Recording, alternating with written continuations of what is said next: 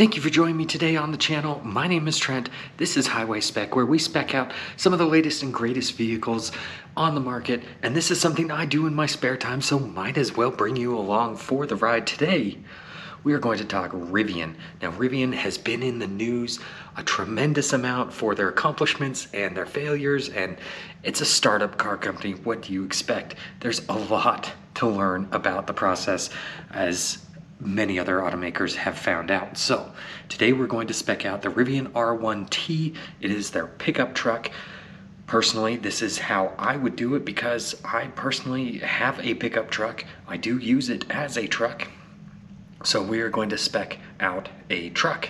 And this is after we recently spec'd out the Ford F-150 Lightning. So it would be great to compare and contrast these two different electric trucks. And they are different. The Rivian R1T has 835 horsepower, 900 pound-feet of torque, does 0 to 60 in 3 seconds, whereas Ford has recently come out and said that they have tested their F-150 Lightning with the larger battery pack at 0 to 60 in under 4 seconds. They don't have an exact time, but basically that means 3.9. So almost a full second difference, 0 to 60 between these two trucks. A little bit different in size. The Rivian's a little bit smaller, at least in what I have seen. I haven't actually looked at the dimensions. I should probably do that. Anyway, we are going to spec out the R1T. All right, so we've got the website pulled up here. The R1T. Now this does start at $73,000. However, that has gone up significantly over the last couple of years since they officially, when they first announced it.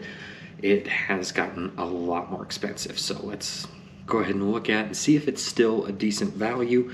I know at its original price it was a good value. All right, so we are going to do the adventure package because that's all they offer now. They've really simplified things, taken a page out of Tesla. You know, they originally wanted to have a bunch of different options, 3 different trim packages, different motors, different batteries, and they realized, let's simplify things. This is just how it comes. So that's what it is. Now, you do have the option between the quad motor all-wheel drive or the dual motor. The dual motor has 400 horsepower. This puts it up to about 800 horsepower, 835, I believe, with the quad motor. So we definitely want to do that. That gets it that 0 to 60 time. Now, the max pack used to be a lot less expensive. It is now a $16,000 option to get 400 plus miles of range, and that's not going to be till next year sometime. So who knows when we might actually see that. So right now, I'm actually going to pick the large pack because $10,000 for about 80 miles of range, that's a lot to ask, in my opinion. Obviously, as soon as I tow with the thing, that might change. You know, like, why did I not get the max pack? But for now, this is my decision. Son, you will regret this. They do offer some interesting colors. Green, for whatever reason, has become really popular. I have not been a fan of green cars in general. Some cars I think can pull it off better than others. Obviously, I think this truck can pull it off, but it is not my favorite. I would definitely not choose it. Same with the yellow. I don't think it's quite as fitting for the vehicle. Not knocking anybody who gets one, but I do like this red canyon color. Obviously, getting into like a black color, it looks very nice, very sleek. It really sets off that light bar, contrasts it quite well. I do like this granite color, the limestone. I mean, they have a lot of nice, more neutral colors. But if you've been around this channel for a little while, you know I do favor the blues, and that is no exception here. Rivian blue is definitely going to be the option. You can get paint protection film on the front of the vehicle, and $1,500, it's not awful, but I think I can get that less expensive elsewhere. Having put paint protection film on one of my vehicles recently, I have a rough idea.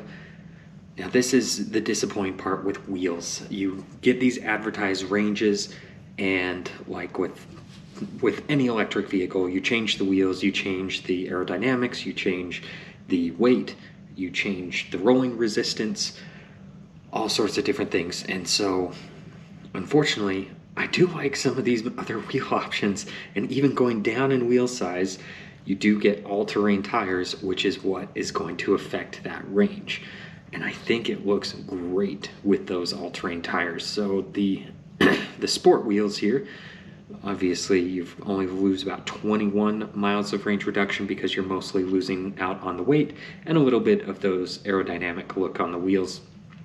But if you step up to these, it looks like you get a little extra ride height with the all-terrain, which makes a difference as well in terms of range reduction.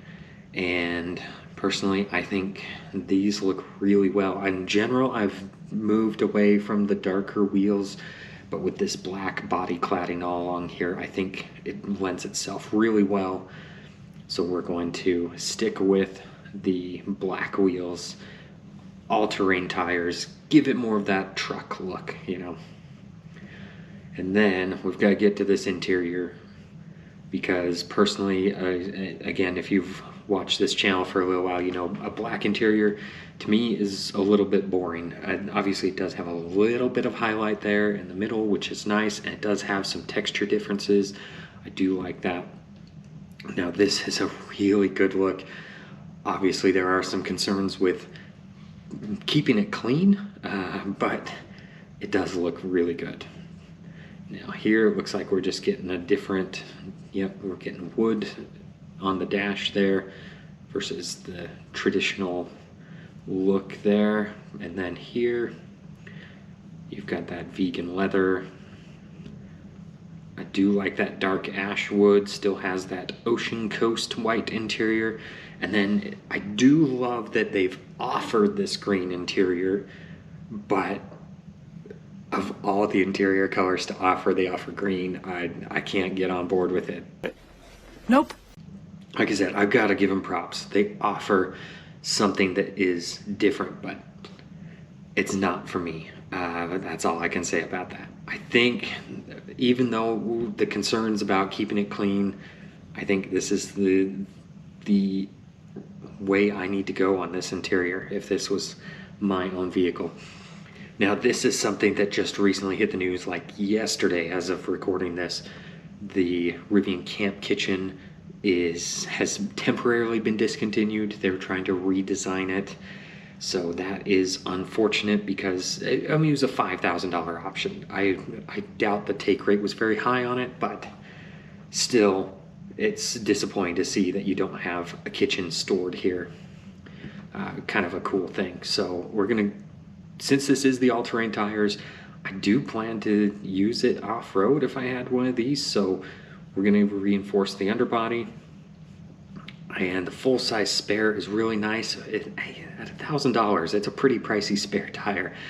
Obviously, you get the same matching wheel and tire, and you lose that under trunk access, under bed trunk access, however you want to say that.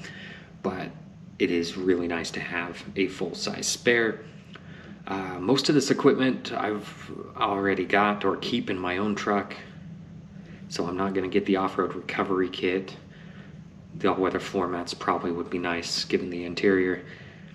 Now this is interesting, the field kit. So you've got, it's basically just a custom bag that slots in the door and gives you a bunch of different survival things, medical things.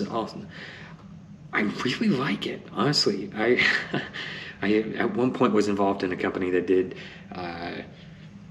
survival gear, and I'm looking at this and I'm like, wow, this is really not bad for $150 in a custom bag and all this, and knowing what we provided before. So I'm gonna go ahead and do it. I think that's a really cool concept, and something that I think more people need to have, of just basic necessities, basic supplies in the vehicle in case you do have any issues. All right, so tonneau cover. Having a tonneau cover on my truck has been so worthwhile for keeping things dry. I don't know the operation of the powered one. I really like the concept of it, as long as it doesn't take up any of the already kind of small bed space that it has, then I would definitely do the powered. This slide out platform, the gear tunnel shuttle, that was also one that was temporarily discontinued. I'm not sure what they're doing with that, but hopefully that gets back on the market soon. Now these crossbars are really cool. When I saw the review by Doug DeMuro about this, how you can just take the cargo crossbars, unclip them, and pop them on the roof. I think that's really convenient, something that every truck really should have. I think any truck that has a roof rack should also have that matching on the bed. Obviously it's easier to get those things, get things from that rack on the bed, so I'm gonna support that. I can get mounts later, I'm not too worried about that, but for now I think that's a great option. Then you just have an in-home charger. I think that's it. I think that is my Rivian R1T spec. You've got the blue with the dark wheels with the all-terrain tires, cargo crossbars. I think that looks amazing. That's one thing that I really like, that Rivian with a clean sheet design just knocked it out of the park on design, and something that obviously competes with the other electric trucks that are on the market in terms of what it's capable of. Obviously they have a few things to sort out like any new automaker, so no judgment there, but $101,850. And it's really funny. The F-150 Lightning, when I built that out, I was shocked that it was $90,000. And here it's $101,000, almost $102,000. I'm like, okay, yeah, that's reasonable. And I don't know what exactly that is, whether it's just the fact that, hey, it's an F-150, there's nothing really special about it. This has a little bit more specialness to it, even though I'm already seeing a bunch of them on the road. There's something about the Rivian where I'm like, okay, yeah, $102,000, yep, that sounds about right. So take that for what it is. I find it funny, but that is my spec on a Rivian R1T pickup truck. How would you do it differently? Make sure to drop a comment below. Let me know, did I just totally screw this up? What would you do differently?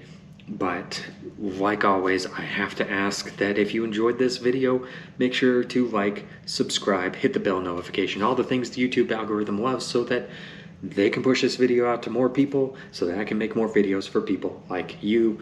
But thank you for joining me. I will catch you on the next one.